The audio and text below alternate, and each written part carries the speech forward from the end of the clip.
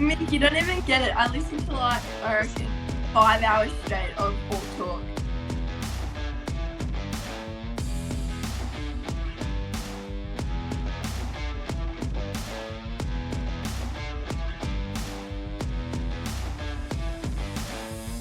Getting some good feedback, Jolly, which is good.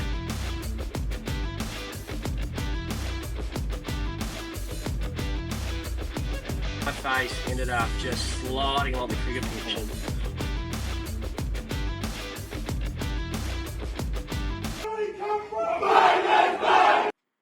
Hello, welcome to Hawk Talk, the podcast. Well, it's really a show really now where we keep you up to date with everything that's going on at the Batemans Bay Footy Club, but also, and most importantly, we get to know the fantastic characters who make this football club what it is.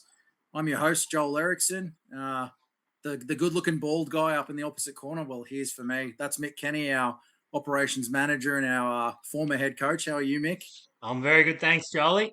I think that's probably the nicest thing I've ever said about you on the podcast. It's one of your better intros, that's for sure. Oh, that's cutting. And we got two special guests on this week. It's going to be we're going into a bit of uncharted territory here. First of all, let me introduce the operations manager at the Coastal Auto Group, Shane Hadley. Coastal Auto Group, one of the sponsors of the club this year. Shane, how are you? Good, thanks, Joel. I thought when you said good-looking bald dude that you're referring to the guy on the other side. I think. Well, Shane, I'm surrounded by good-looking bald dudes in this podcast. You lost me a good-looking anyway, so yeah. And our other guest is a 200 gamer with the Sydney Football Club.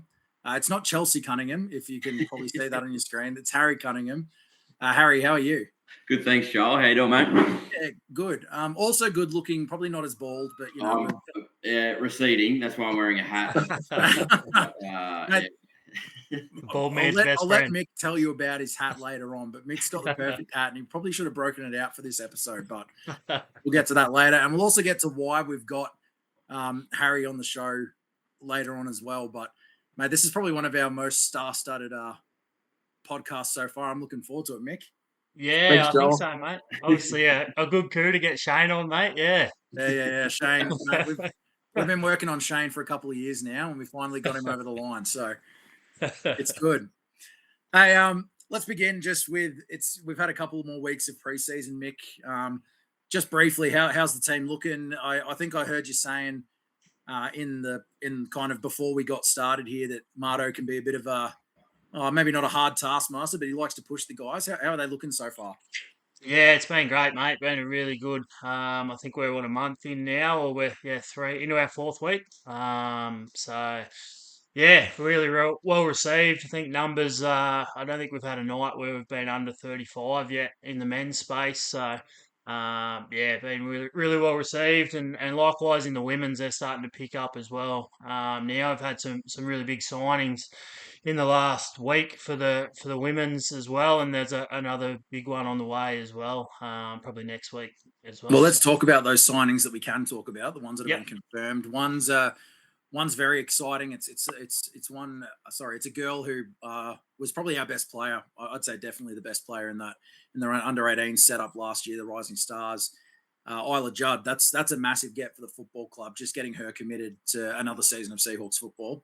Yeah, definitely, mate. Obviously, I had a ripping year last year. She's based in Eden, so it's obviously a fair commute. But she won the Senior Women's League Best and Fairest in AFL Sapphire, and then playing for us on permit on Sundays in under 18s. She won the AFL Canberra under 18s Best and Fairest last year as well. So to get her on in the first grade women's space is obviously a huge coup for the footy club. And I mean, that's what we're all about. That's the whole reason why we're doing what we're doing. We want, the most talented kids on the South Coast. We want to give them that pathway to play better footy. So Isla's prime example of that. And the second signing is a prodigal daughter in a way. Sophie Alves, she was a stalwart of the women's setup for a few years there. She went away last year to play first grade. She's back now that the team's playing first grade. I mean, she's one of the best forwards going around. That's another massive signing for the club. Yeah, obviously huge news with Soph, probably one of the worst kept secrets, I guess. But she sort of had our blessing last year to go up to Queanbeyan and have a crack at first grade footy, and like you say, probably one of the best forwards in the comp in that competition last year. So I think she finished top 5 in Queanbeyan's best and fairest. So yeah, obviously a huge coup to get her back. She's going to be a real leader for our younger brigade, and really looking forward to seeing how she leads that group this year. And Mick, are there any cryptic clues you'd like to give up for the signing for next week, mate, or are we keeping that one tied under wraps for now? We'll keep that one, mate. Build the suspense. This is building the suspense. This is good. Hey, another big event coming up as well, and this is the reason why we've got Harry on the podcast. You want to talk about the clinic that's coming up this week? Yeah, I mean, Shane and Harry will obviously go into that a little bit further in the podcast, but obviously through our relationship with Coastal Auto Group and Harry jumping on there as an ambassador, we've been lucky enough to obviously get him to come down on the weekend or on Sunday and Monday, and Monday is sort of the big one for our footy club, where we'll sort of have our junior clinic. With Harry running the show there, and we'll have a bit of a barbecue on, and go upstairs, have the bar open up there, and they can ask Harry a few questions and try and sell a bit of Seahawks gear while we're on the go. Hey Shane, I'll ask you this one. I guess tell us about the process of getting this clinic over the line. I'm assuming it was an idea that was probably brewed a while ago, and it took a bit to kind of get involved. But tell us about that process. So I come on board with Jade Cowan, who owns Coastal Auto Group. Mick's got a relationship with Jade, and as well as AMH at Maria, Eurobadella Toyota. And also, speaking of Eden, Jade recently acquired Ron Doyle Motors in Eden. So we have a spread of businesses all the way down the coast as far as Eden, represent 12 or 13 franchises. And I'm from Sydney, so I first met Harry through involvement through a previous partnership with the Sydney Swans, and I come down to help Jade and have a look at some aspects of his business. One of those was marketing, events, and promo.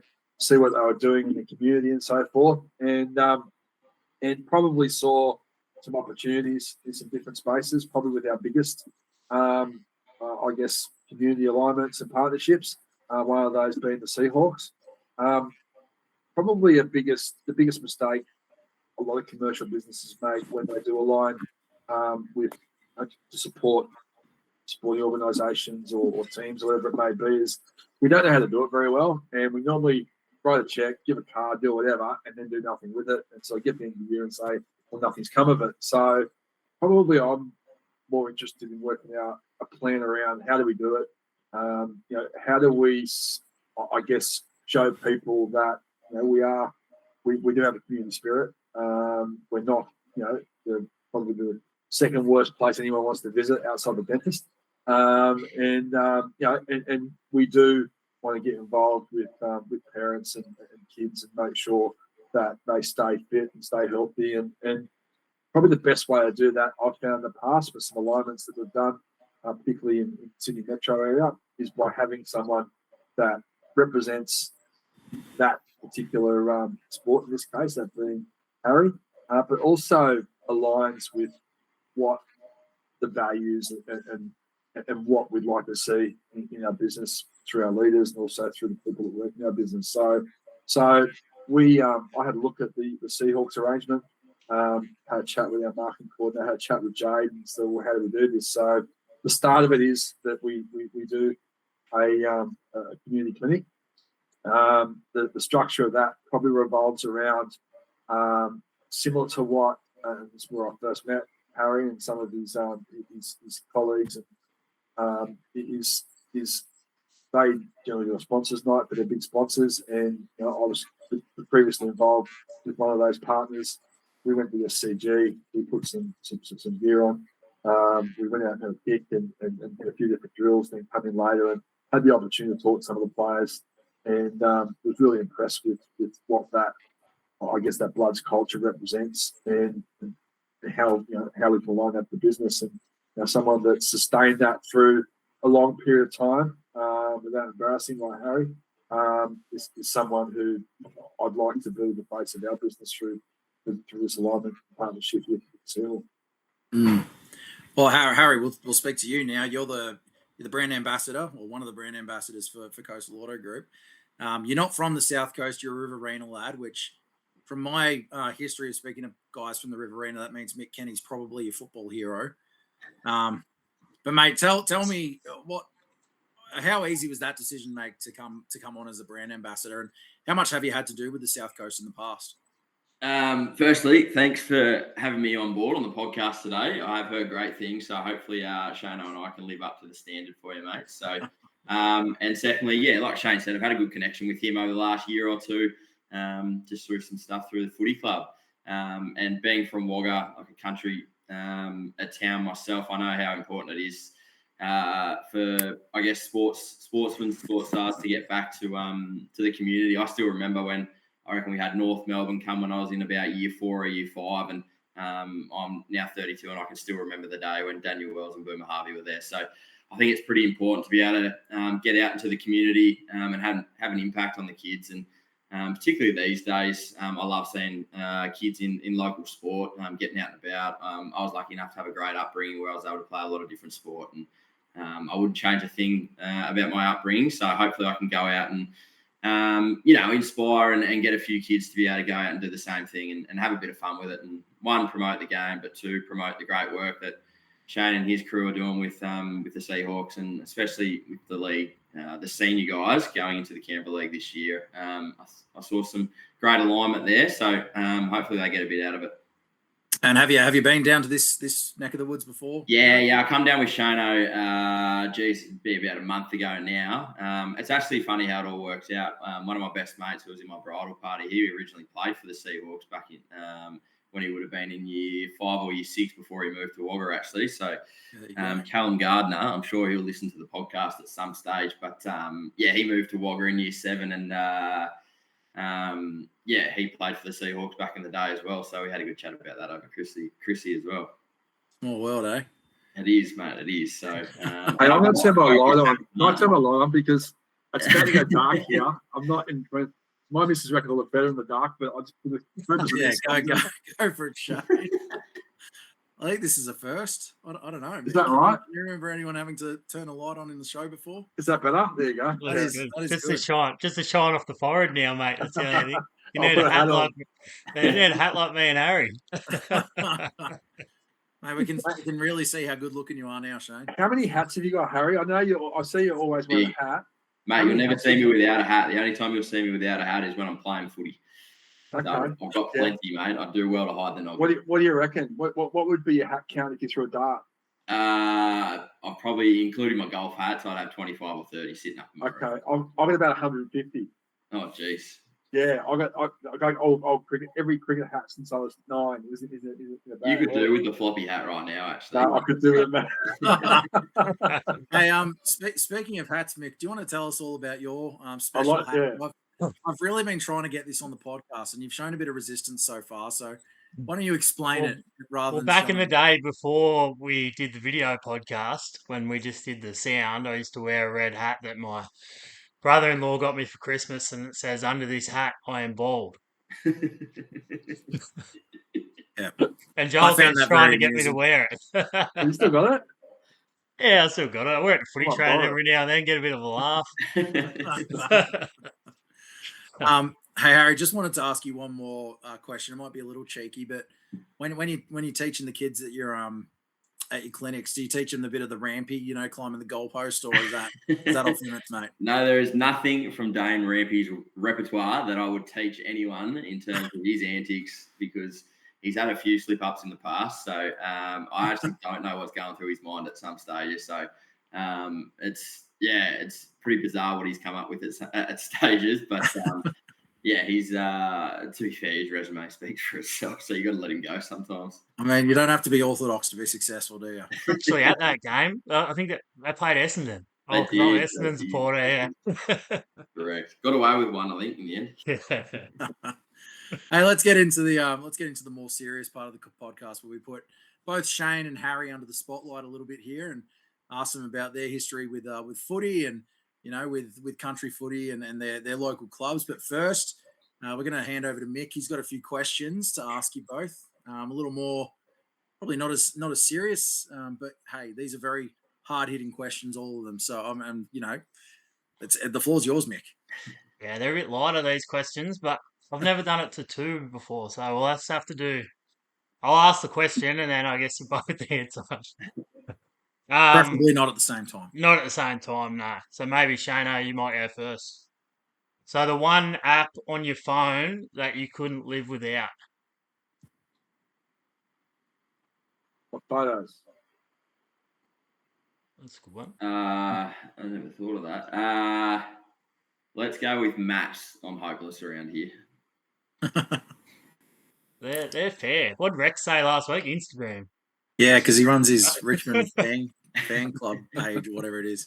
Yeah, Rexy's got a Richmond fan page and he's got over 20,000 followers, I think. Did he say? Oh wow! Yeah, something like that. He's been Yeah. running. You can make a living with that stuff these days. Yeah. Wow. Next one is go-to coffee order. I'm a mocha with one. Jeez, it's very childish of you. I am a strong latte.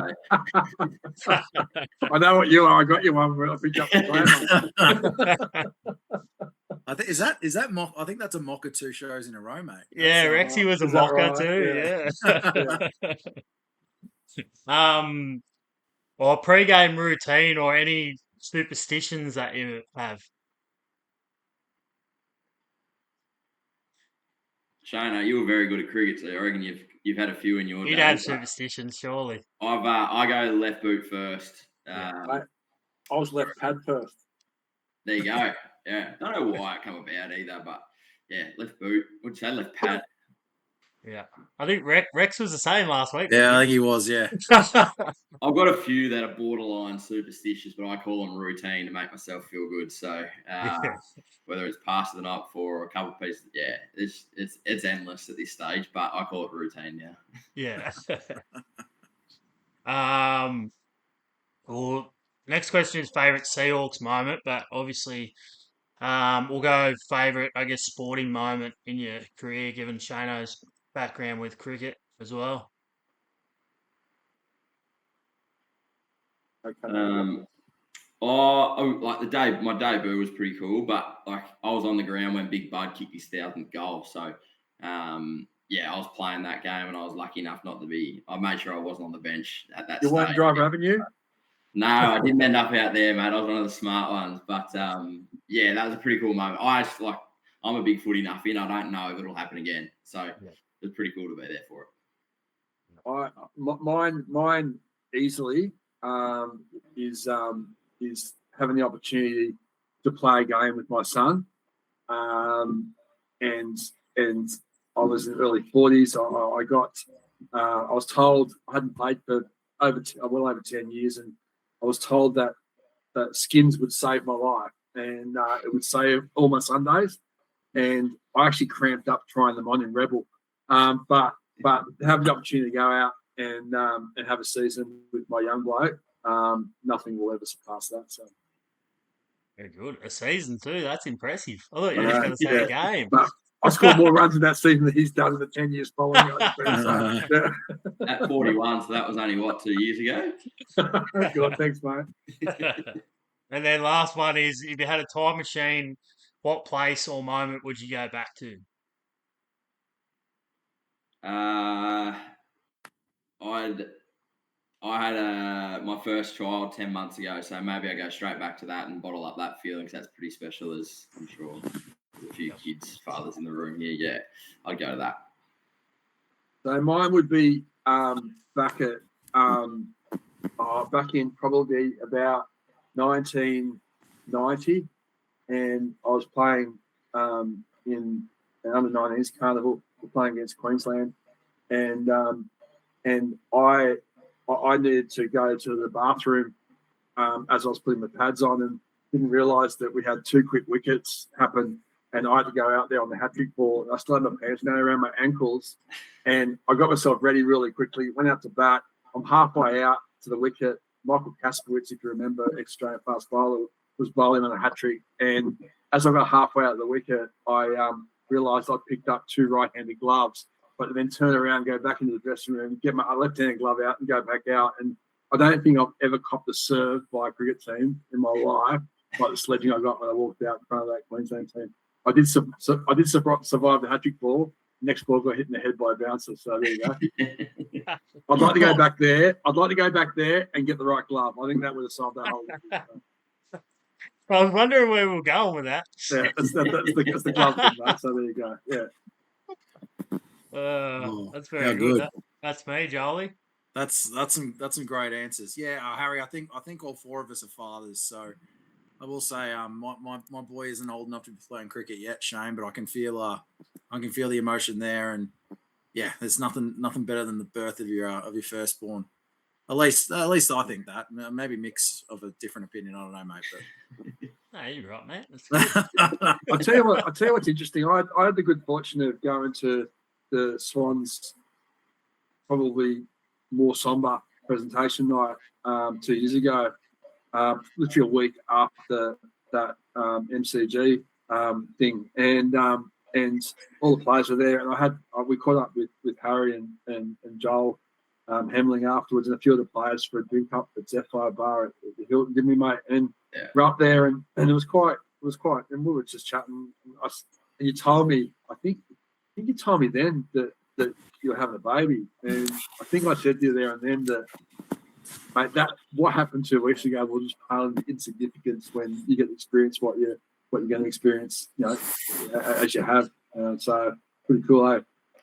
Awesome, mate. It was awesome. Really good. Not the grand final, but yeah. All right. Well, let's get into the interview section of the podcast now, and I will start with kind of both of your histories in sport. We'll start with you, Shane, because it's been mentioned, but you were a very handy cricketer when you were a younger man. I was going to say young, but you're still young, aren't you, Shane?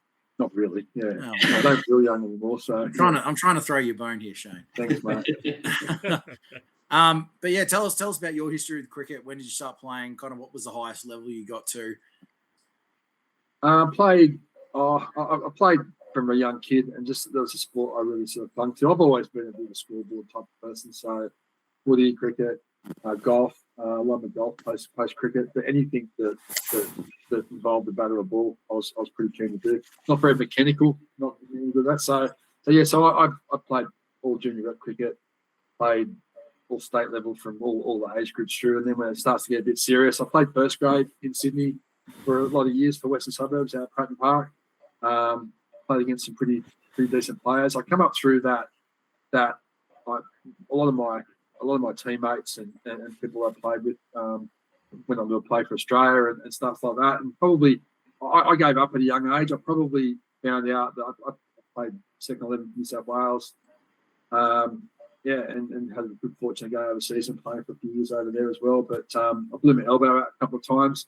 Probably, and you talk about sustainability and desire and will, probably those moments in time where, you confronted with the situation of rehabbing and going having an operation and doing all that type of stuff, and that's sort of where your desire gets, I guess, tested, and it got to the stage for me where I didn't want to do it anymore. That's okay, and so went down a different pathway, and probably going into the commercial world and being a leader in that space and working in big organisations and finding pathways and trying to steer people in the right direction. The alignments that I have had through that and my sport have been priceless, and that's been pretty cool. And our intel suggests that you're pretty good friends with Mr. Shane Lee. Are you able to confirm that for us? Oh, I can confirm it. I can't tell you any stories that come with it. I was on a podcast with him probably a year ago now. That started at 2:00 in the afternoon. It finished 2:00 in the morning. So the podcast ain't about 3/4 an hour. You can listen to it if you want. But Shane's look. I grew up with Shane. Shane's a South Coast boy, the 6 and Out boys are great mates of mine. One of my Adam Gilchrist. I remember Adam. I'm playing for West. I was captain of the Green Shield team, and And I was playing with a guy named Dean Gilchrist, and he come up to me and said, so my brother's keen on playing Green Shield this year. And I said, where's he from? He goes, he lives in Lismore with my family. And I said, so what's his name? He said, Adam. And I said, what do you do? He said, he's a wicket batsman. And I said, is he any good? He goes, I play for Australia one day. And I go, okay, whatever. So he comes down and we did some checks on him and he checked out all right. So we got him down. He played that Green Shield season with him. And he stayed with us through the summer because that's sort of through the school holidays, sort of under 16 competition.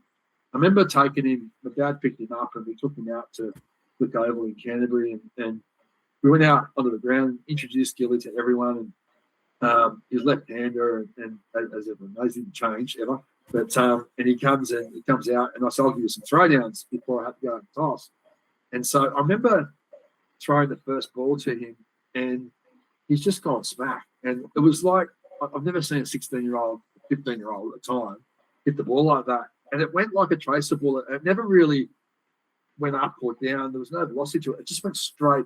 And it went over the picket fence. And Wagga Wagga in Canterbury is like a bit of a recreational sort of people are walking their dogs. It's hit this dog straight in the side of the chest. And this dog's taken off. And the person behind it is literally being dragged by this large dog around Wagga Wagga after Gilly's hit. But that's the first time I'd ever seen him hit a shot. And the rest is history. The guy's an absolute freak and a great human being. His family are fantastic. His wife, Mel, who's childhood sweetheart, is super, and I've been really interested in his career. Shane Lee, Brett, Justin Langer, and Damien Martin, who's recently had some health issues, and that's a strong. Matthew Hayden, he was probably the biggest vocal sledger that I come across when I carried my two gloves out and had to go back and get the other one. But just some pretty cool players through that era. So just as a follow up, who is the better Lee brother? Is it Brett or Shane? Shane's more fun. Okay. Shane's more fun. Yeah. And who's the better Shane, Lee or Hadley? I'm definitely covered there.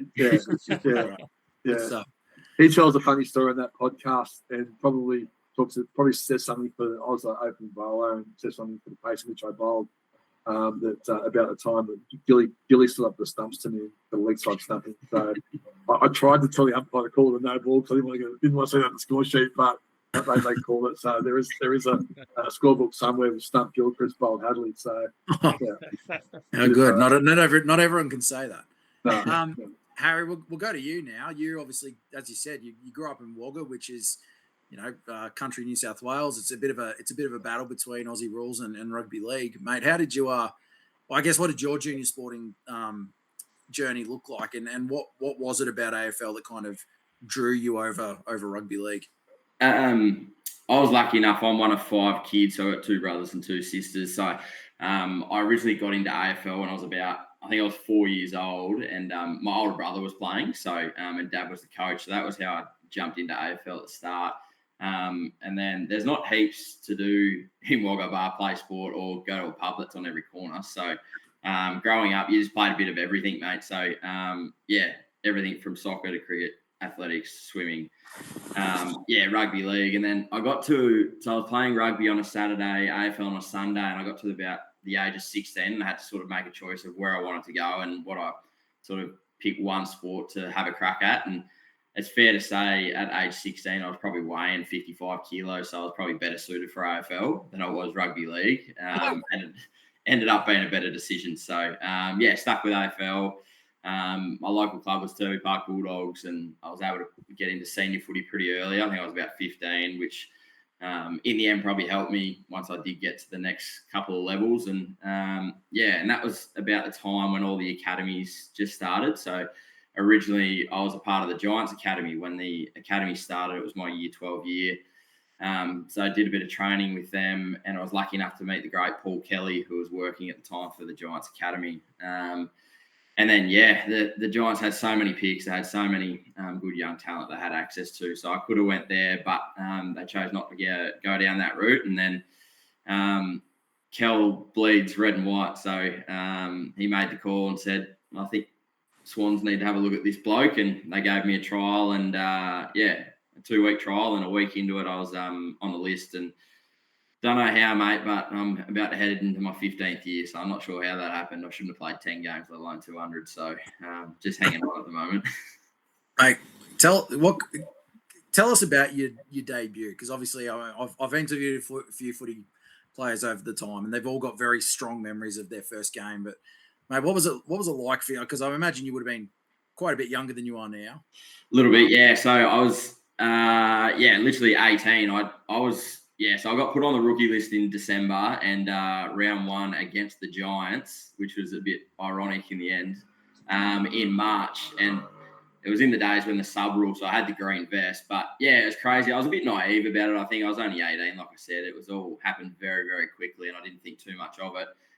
But yeah, luckily, selfishly, Luke Parker broke his jaw in the first quarter and didn't come off until 3/4 time. So I didn't get on the ground until about just before 3/4 time.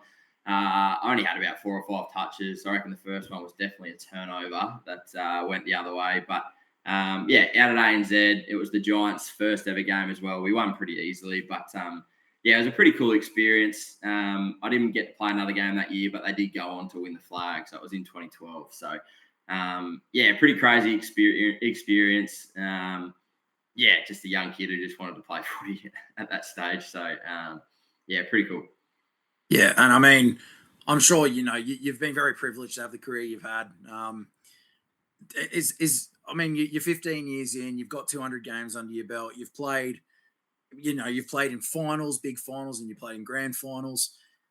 Do you still find yourself kind of being like, I can't believe this is my life? Or how do you kind of feel as kind of the grizzled veteran now? It's a good way to put it. When I give myself time to reflect, I do. I guess the last time I would have done that was, when it was my 200th game. I sort of just had a bit of a reflection after that season of where I've come from and where we're at. And I'm just very lucky to have great people around me, land at a great club at the Sydney Swans. I think what I have done over the last 4 or 5 years is gained a great perspective of life. The reality is I'm not going to be able to have this play footy forever. And there is a lot of things that come with it that aren't all glamorous, but I do have a great family. I've got a beautiful wife and now a beautiful young girl. I've gained a great perspective over the last 3 or 4 years. It's allowed me to enjoy it a lot more because I am living the dream that I've always dreamt of. If I can, I try to think back to those days when I was 4 or 5 and this is what I was doing. And that's probably what's kept me going, to be honest. Because you get to a stage where you're rocking up to training, you're doing 14, 15K pre-seasons at my ripe old age of 32, and you're like, shit, what am I doing this for? But I still love it. I still love being around the sporting environment. I still love being around the group of guys, and I'm ultimately still chasing the success that all players are chasing. I know not everyone gets fairy tales and they don't get there, but I'll continue as long as I can mentally and physically continue to chase that because, they're hard to come by. So hopefully I do get another crack at it at some stage and, I can have a medal around my neck. Yeah. I don't know about the rest of you, but when he said the ripe old age of 32, that hurt a little bit. That was nice. I'm trying to remember back to when I was 32 and I'm going, it'd be nice to be 32 again. Mate, another thing I just want to touch on, you're not the only Cunningham who has played footy in recent years. Obviously, David Cunningham was down at Carlton for a while. Any relationship there for starters? No, he's not actually. No, I have had that question a few times, but never heard, never met him actually. But, does it feel good to be the last Cunningham standing in that sense? Hopefully there's a few more coming through at some stage, but they're not coming from Wagga Wagga at this stage. We might have to wait another 17 years before my little Lulu gets a chance. So we'll see how we go. Yeah, I was going to say you might have a father-son or a father-daughter.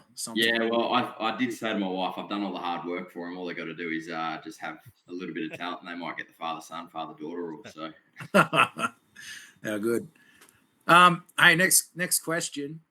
Well, Shane, you're obviously working for a Batemans Bay company. Have you spent much time on the coast? Are you living there, or are you still based in Sydney? And I guess what are your favourite things about Batemans Bay when you do get to go there? So I come down here every late Sunday normally, and then go back home to Sydney on weekends. So I've got a family there. I've got 4 kids, 3 older ones and and then one got through to the keeper quite a few years down the track. So we've got a 6-year-old that had the first day of second grade today. I had to laugh, when they hold up the plaques about what they want to be when they're older. She's got favourite things like a family and friends. When I'm older, I want to be a landscaper.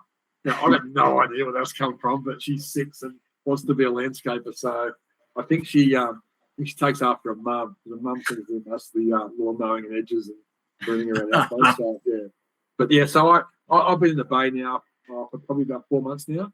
I probably need to step away from the hectic lifestyle of Sydney, and certainly the automotive industry in Sydney. It was probably taking me away from my family for too much time. And one thing that I did when we found out that Jodie was pregnant, we're both 46, so that was 4 years after I was putting the left pad on first when I was playing with my son. But one of the things that I sort of did to myself was, what's the feasibility of this for you, and what's your commitment to making sure that this is right? There were 2 things on that. One was that I wanted to be more present than what I was for the others, and the second one was I wanted to make sure that I was still working when Miller was finishing school. I didn't want to be one of the father's old blokes sitting on the lounge while my daughter was going off to a HSC. So I did the maths, and that sort of worked out okay.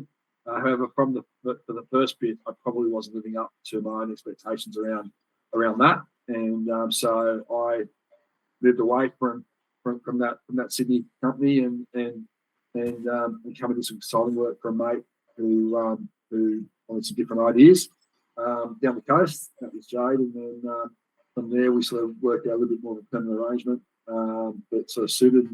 And it suits to come down here during the week and work with the team here, be pretty focused on this space, but also I've been able to get up in the morning and go across and have a swim at the beach and do the same thing in the night. And then come home and I get home on a Friday night and I'm 100% engaged with Miller and the other kids and Jodes and it's good. And I see it coming back from them as well. So it's been a pretty cool 4 months. So yeah. Mm. What about yourself, Harry? How much experience have you had with the beautiful Batemans Bay? Not a whole lot. I have been there a few bit. We were very lucky when we were growing up. Dad's company had a holiday house down there actually, so we did spend a little bit of time there in the holidays. But it is a beautiful part of the world, and Shano gave me a tour only a couple of weeks ago, so I was able to get through and have a look. I think it was when the Maria Cup was on as well. Actually, it's a good time of year when the races are on. So and there was a ton of people around. Like what Shane and I were talking about today, it seems like everyone likes to go there for that month period from December, or 2-month period, December and January. So there was plenty going on. Well, look, I don't know. Isn't it? It's a lot quieter now than what it was over the last 6 weeks. It's good now, mate. Yeah, Today's once you get to that, around Australia Day generally, and then she kicks back into gear. Yeah. But that time of year, we generally try to get out ourselves over that bloody Christmas, New Year, and get away. But he liked the look of the Cat Club, Jolie. Harry did.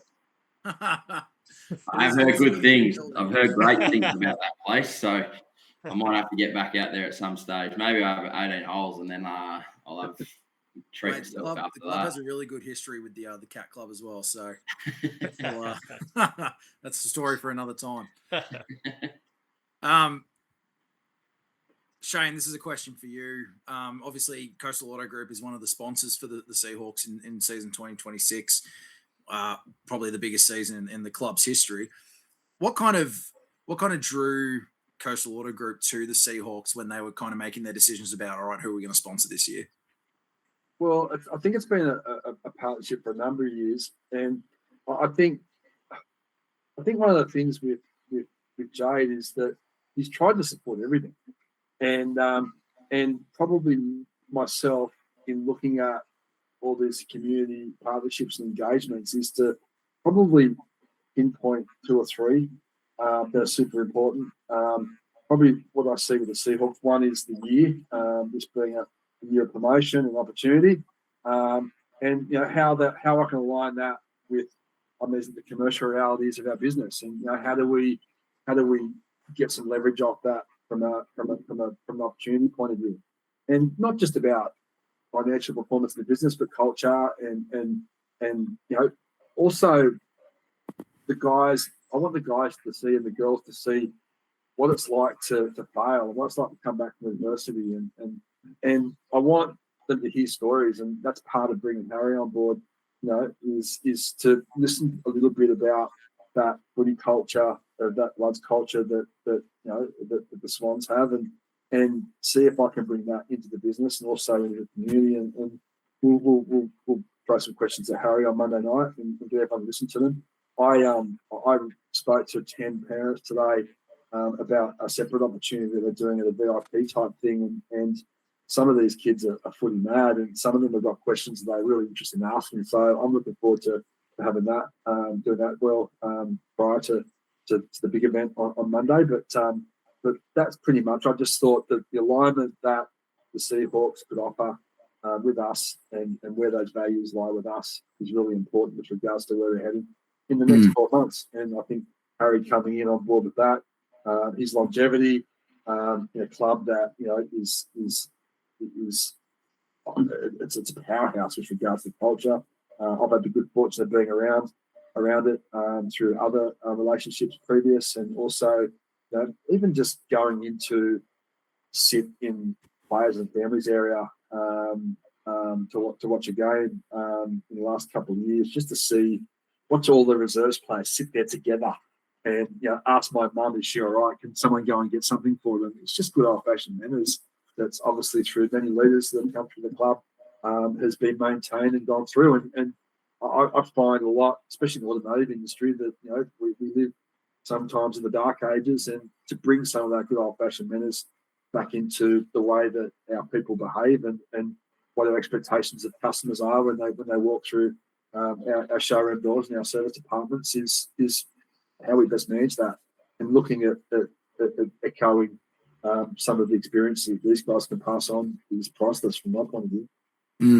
Shane, is there any plans to kind of be involved in game days with the club? Mick, that's probably a question for you. Is there anything kind of in place for a bit of a partnership between Coastal Auto Group and the Seahawks on game days? Is there going to be anything there in that sphere, I should say? We're always looking for opportunities, Charlie. That's for sure. But yeah, I'm sure we'll have a good chat once we sort of get, obviously, the weekends, get all done, and there'll definitely be opportunities throughout the year, and really looking forward to getting Jade and Shane and all the team there as many home games as we can. Shane will make a great bench coach if you need someone on the bench, mate, to help you out. Well, I must say, I actually recently goal umpired a tag game down in Narooma, the Jade's daughter, in the grand final, and they won. So if we get short of a flag man, I'm there ready. That's good. 1 from 1. I'll let Sammy Martin know tomorrow that you're ready to go, mate. Oh, good stuff. Put the sponsors to work, mate. Harry, let's talk briefly about the clinic that's coming up on Monday night. It's obviously more geared towards the junior part of the club, but if my understanding is correct, there's probably going to be a lot of senior boys coming down to both help out and probably pick your brain a little bit. What is the focus of the clinics? I guess it's, with young footballers, it's probably just more teaching like fundamentals and whatnot. But I guess what is it that kind of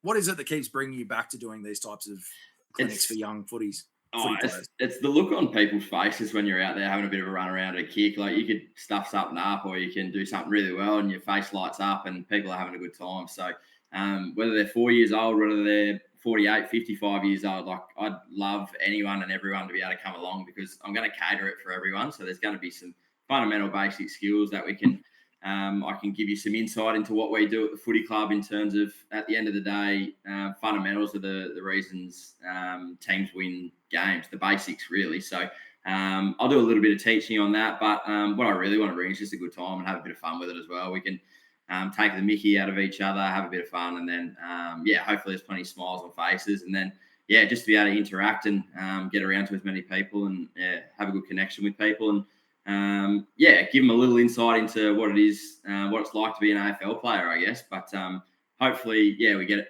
plenty of people there from all age groups, we see everyone having a good time. And mate, you must be pretty much in the thick of your pre-season training as well. How have you managed to kind of get a weekend and a Monday off to come down and do this? So we're pretty lucky, mate.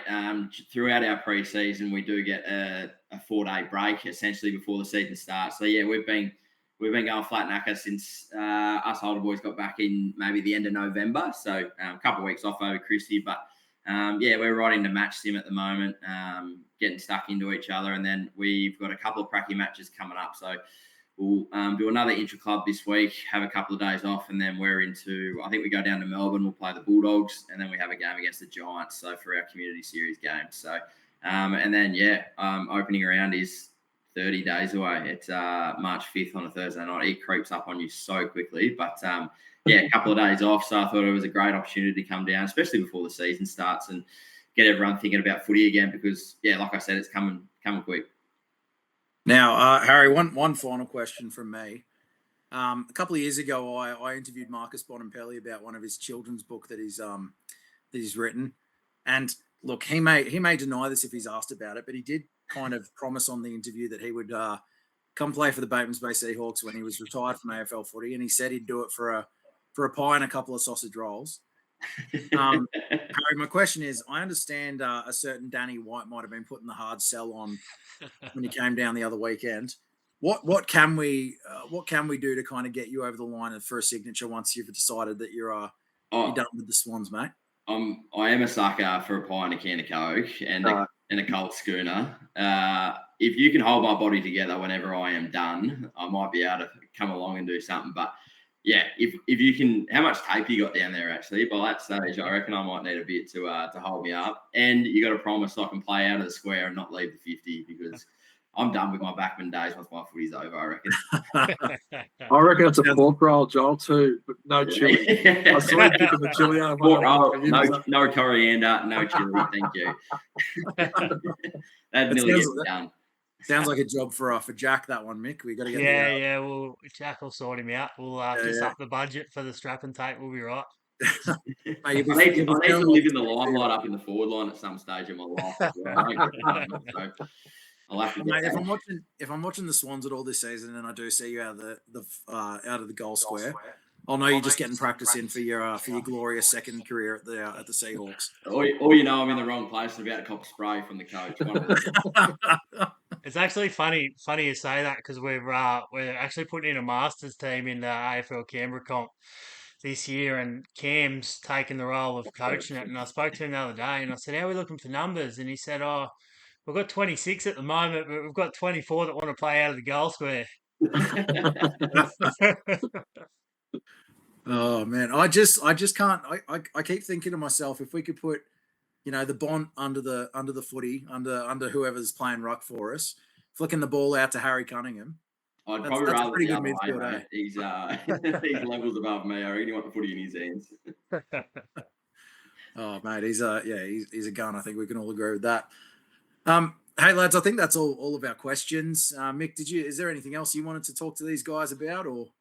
No, that's about it, mate. Obviously, this will come out on Thursday, so we'll do the big final push for Monday night. Try and get as many Seahawks down there as we can, or just the general community. With that, I think with even parents, I mentioned before about having a hit with a young bloke. Like parents, put your runners on and come out and come for a run with your young bloke or young girl, and that's a good opportunity for them to do something with them. So get parents involved too. You see that? Bloody oath. And is there a cost to this, or is this a free event? No cost, mate. Really, no excuse not to come down and pick a bit of Harry's brain there. Come down, have a bit of fun. I'll make it very. I'll make it. I'll cater it to everyone's needs. We'll have a bit of fun, like we said, and then. Come up, ask me anything, and we'll have a chat about what it's like to play AFL, or if you've got any other questions about what you can implement yourself as well if you're up and coming as well. So, and then Yeah, I might have to bring a couple of membership sign up so I can get some more Swannies fans by the end of it as well. So I can get two birds with one stone here. And as you've heard, all you'll need to do is just bring Harry a sausage roll and a can of Coke, and he'll be right. Correct. You'll bring me Hey, back look, thanks. all the time. Look, thanks so much for being on the podcast this week, guys. It's been a blast. Shane, thank you. Not only for being on the podcast, but for your support of the club this year. Thanks, And man. Harry, it's thanks. Arguably the biggest name we've had on the podcast, and thanks so much for coming down and helping out our little club with a hopefully a massively attended session on Monday. But I think we're done here for the day, fellas. So take care of yourselves, and Thank you. we will see you all on the next episode of Hawk Talk in a couple of weeks' time. Thanks, guys. Thanks, Thank gents. you. Bye. Bye. Yeah.